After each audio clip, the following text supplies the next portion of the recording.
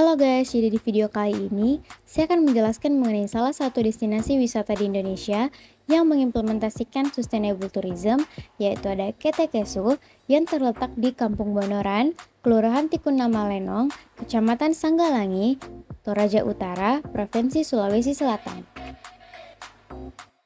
Ketekesu merupakan desa adat yang mengusung konsep sustainable tourism dalam kategori green tourism melalui pelestarian budaya bagi masyarakat dan pengunjung. Atraksi wisata yang paling ikonik dari desa Ketekesu adalah upacara adat Rambu Solo yang merupakan salah satu tradisi unik dan sakral masyarakat Toraja yang menjadi buruan wisatawan mancanegara dan domestik.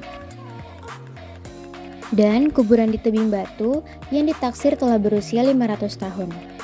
Selain itu, wisatawan juga bisa melihat rumah adat Tongkonan yang berjajar rapi di sana.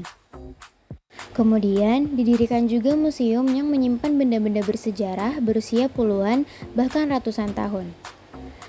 Selain dari segi peninggalan, desa ini juga terkenal sebagai penghasil kerajinan, baik itu pahat maupun lukis.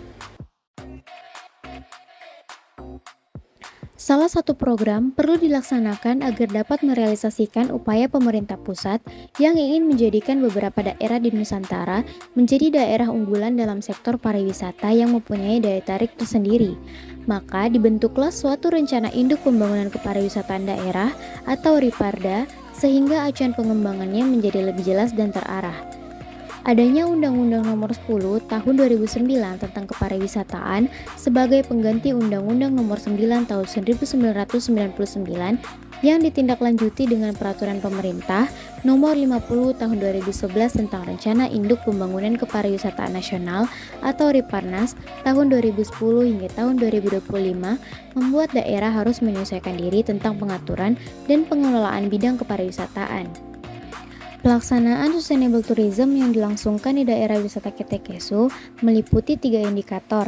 Yang pertama, dari segi lingkungan, para warga yang ada di daerah wisata sangat menjaga kelestarian lingkungan dan budaya mereka, sehingga kemungkinan kecil untuk tersentuh oleh faktor-faktor dari luar yang dapat mengancam kelestarian lingkungan di sana.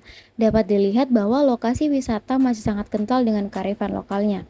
Kedua, dari segi ekonomi, pendapatan 40% yang dilaporkan kepada Pemda diperoleh dari hasil penjualan tiket kepada para wisatawan yang berkunjung ke objek wisata Ketekesu, di mana setiap wisatawan yang berkunjung ke objek wisata memiliki tarif yang berbeda-beda. Selain itu, masyarakat di sekitar objek wisata memperoleh pendapatan dari sektor pariwisata yang meningkat dari waktu ke waktu untuk biaya hidup sehari-hari, sehingga dapat disimpulkan bahwa adanya objek wisata ini dapat meningkatkan pendapatan daerah ataupun masyarakat yang ada di sana.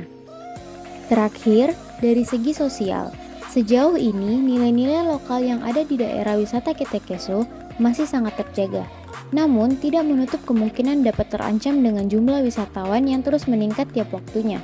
Selain itu, alasan kebanyakan wisatawan yang datang ke sana adalah karena tertarik dengan budaya-budaya yang ada di Ketekesu yang masih sangat kental dengan nilai-nilai lokal. Jadi, seharusnya wisatawan dapat belajar dan menghargai nilai-nilai lokal dibanding merusak apa yang sudah ada sejak dulu daerah tersebut. Sayangnya, di balik ini semua masih ada saja masalah dan tantangan yang dihadapi dalam proses pelaksanaan sustainable tourism, seperti beberapa wisatawan yang kurang menghargai atau menghormati budaya yang ada di sana, sehingga diperlukan edukasi yang lebih untuk wisatawan yang akan datang. Berdasarkan apa yang telah dijelaskan sebelumnya, maka sustainable tourism di kawasan objek wisata Ketekesu dapat dikatakan cukup baik.